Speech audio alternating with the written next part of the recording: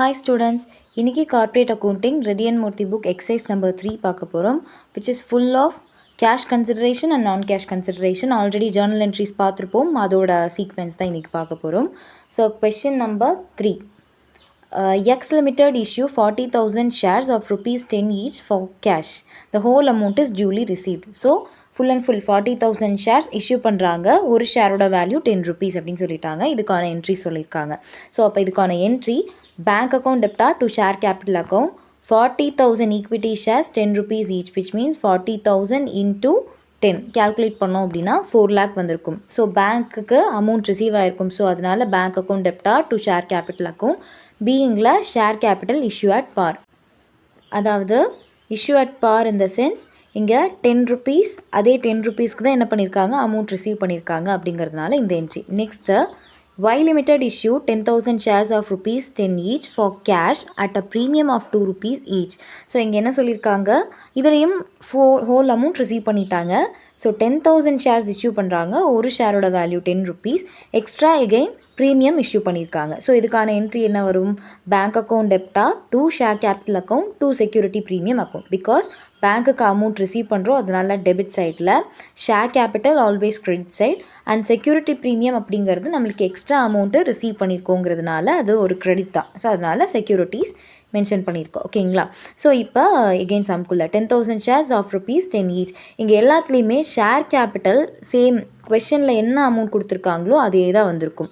40,000 shares into 10 rupeesனால் 4 lakh. அதுதான் first என்ட்ரியில் share கேபிட்டலோட amount. அதே மாதிரி நெக்ஸ்ட்டு பார்த்தோன்னா 10,000 shares of rupees 10 rupees each. இதுதான் வந்து ஷேரோட வேல்யூ.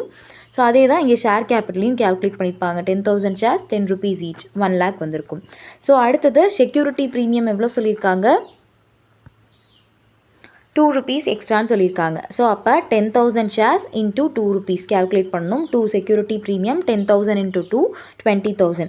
மொத்தமாக டோட்டலாக பேங்க் எவ்வளோ ரிசீவ் பண்ணியிருப்பாங்க, 1 lakh share capital plus security ப்ரீமியமில் எக்ஸ்ட்ரா வந்து 20,000, ரெண்டுத்தையும் சேர்த்து 1,20,000 they have received.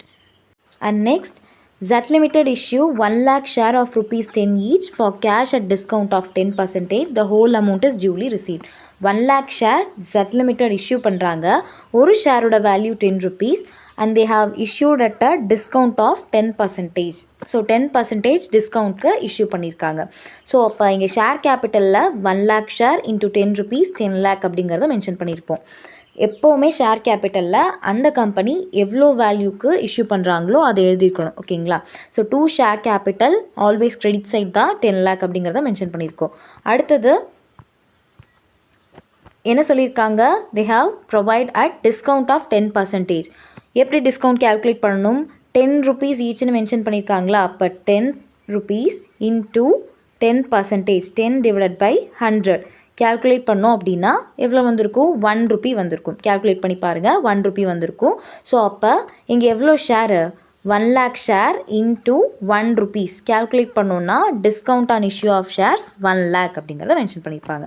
ஸோ அப்போ அதே மாதிரி எனக்கு பேங்க்குக்கு எவ்வளோ ரிசீவ் ஆகிருக்கும், ஆல்ரெடி என்னோடய ஷேர் கேபிட்டல் எவ்வளோனா 10 lakh. ஆனால் நான் என்ன பண்ணிட்டேன் அப்படின்னா, என்னோட கம்பெனி என்ன பண்ணிட்டாங்கன்னா டிஸ்கவுண்ட் ஒரு 1 lakh டிஸ்கவுண்ட்ப்பா அப்படின்னு சொல்லிட்டு ரெடியூஸ் பண்ணி கொடுத்துட்டாங்க. அப்போ பேங்க்குக்கு ஆக்சுவலாக எவ்வளோ ரிசீவ் பண்ணியிருப்பாங்க company, 10 lakh minus 1 lakh 9 lakh they have received. ஓகேங்களா. And finally next one, PB Limited issued 20,000 shares of rupees 10 each to the promoter for service rendered. ப்ரொமோட்டர்னா யார், he is the mastermind, ideology create பண்ணவர், அந்த பிஸ்னஸ்க்கு இனிஷியலாக வந்து ஒரு investment போட்டவர், அவர் தான் என்னன்னு சொல்லுவோம், ப்ரொமோட்டர்னு சொல்லுவோம். அவரோட சர்வீஸ்க்காக வித்தவுட் கேஷ், இதுதான் நான் கேஷ் கன்சிடரேஷனில் பார்த்துருப்போம், without cash the company has issued a share means அதுக்கு என்ன என்ட்ரி, 20,000 shares இஷ்யூ பண்ணுறாங்க, ஒரு ஷேரோட வேல்யூ 10 rupees அப்படின்னு மென்ஷன் பண்ணுறாங்க. குட்வில் அக்கௌண்ட் டெப்டா 2 ஷேர் கேபிட்டல் அக்கௌண்ட், இங்கே ரெண்டுத்துலேயுமே எந்த சேஞ்சஸும் இல்லை. 20,000 ஷேர்ஸு 10 rupees. ஸோ அப்போ 20,000 இன்ட்டு 10 கேல்குலேட் பண்ணோம் அப்படின்னா 2 lakh வந்திருக்கும். ஓகேங்களா. ஸோ இந்த ஜேர்னல் என்ட்ரியில் நம்ம ஆல்ரெடி பார்த்ததே தான் எகெயின் ரிப்பீட்டடாக வந்திருக்கு. இஷ்யூட் பார்னா தெளிவாக ஞாபகம் வச்சுக்கணும், சேம் வேல்யூ அப்படிங்கிறது பார். அதுவே ப்ரீமியம்னா எக்ஸ்ட்ரா அமௌண்ட் பே பண்ணியிருக்கோம் அப்படின்னா ப்ரீமியம், எக்ஸ்ட்ரா நம்மளுக்கு கம்பெனிக்கு இன்கம் வந்திருக்கு அப்படின்னா அது வந்து கிரெடிட் சைடில் தான் மென்ஷன் பண்ணணும். அதே மாதிரி டிஸ்கவுண்ட் அப்படின்னா கம்பெனி ரெடியூஸ் பண்ணி அவங்களோட வேல்யூலேருந்து ரெடியூஸ் பண்ணி ஷேர்ஸை இஷ்யூ பண்ணுறாங்க அப்படின்னா அதை டிஸ்கவுண்ட்னு சொல்லுவோம். ஸோ அது நம்மளுக்கு லாஸு, அதனால டெபிட் சைடில் மென்ஷன் பண்ணணும். எதெல்லாம் பேங்க்குக்கு அமௌண்ட்டாக ரிசீவ் ஆகுதோ அது எல்லாத்துலேயுமே பேங்க் அக்கௌண்ட் அப்படிங்கிறத மென்ஷன் பண்ணணும் பார்த்துக்கோங்க. ஓகேங்களா? ஸோ இந்த குட்வில் அப்படிங்கிறது ப்ரொமோட்டருக்கு மட்டும்தான் குட்வில்ங்கிற நேம் மென்ஷன் பண்ணுவோம். Because he is the promoter, அவரோட சர்வீஸ்க்காக கொடுக்கக்கூடிய ஒரு அமௌண்ட், அவ்வளோதான். ஓகேங்களா? மற்றபடி share capital is always credit side தான், அதையும் பார்த்துக்கோங்க. ப்ளஸ் கொஸ்டினில் ஷேர் கேபிட்டலோட அமௌண்ட் என்ன சொல்லியிருக்காங்களோ அதை தான் ஷேர் கேபிட்டலை கேல்குலேட் பண்ணி போட்டிருப்போம். ஓகேங்களா? இந்த சின்ன ட்ரிக் மட்டும் புரிஞ்சிருச்சு அப்படின்னா உங்களுக்கு sum easy. So next 4th sum பார்க்கலாம். ஓகேங்களா? தேங்க்யூ.